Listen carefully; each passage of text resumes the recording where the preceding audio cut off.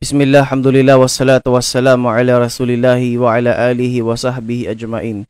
Mula sa hadith ni Propeta Muhammad sallallahu alaihi wasallam, qala Rasulullah sallallahu alaihi wasallam, idza dakhala ahadukumul masjida falyaqul Allahumma iftah li abwaba rahmatik, wa idza kharaja falyaqul Allahumma inni as'aluka min fadlik. Akhrajahu Muslim.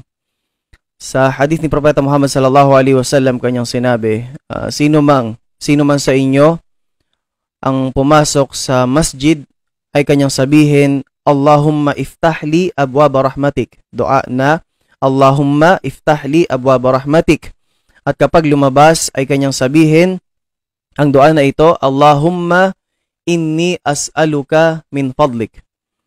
Mga kapatid sa pananampalatayang Islam, kabilang sa mga sunnah na nakaliligtaan o nakalilimutan ng karamihan ay ang dua ng mga ito kapag papasok ng masjid at lalabas ng masjid.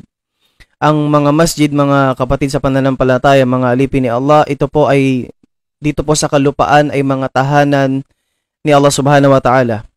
At karapatan ni Allah subhanahu wa ta'ala o karapatan na sino man ang maglayon na tunguhin niya ang tahanan ni Allah, tunguhin niya ang masjid, ay dumalangin o manalangin siya dito ng awa. Dahil ang awa ni Allah subhanahu wa ta'ala ay malawak. Awa dito sa dunya at awa sa akhirah. Ang mga masjid, mga kapatid sa pananampalatayang Islam, ito po ay lugar ng awa ni Allah subhanahu wa ta'ala.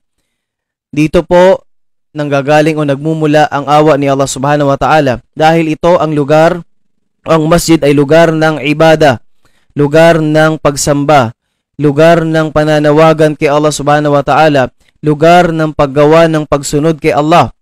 Kaya hiniling ni Propeta Muhammad sallallahu alaihi wasallam na sino man sa atin ang pumasok ng masjid ay humiling siya, manalangin siya, na buksan sa kanya ni Allah ang kanyang awa, o buksan ni Allah subhanahu wa ta'ala ang awa sa kanyang mga lingkod.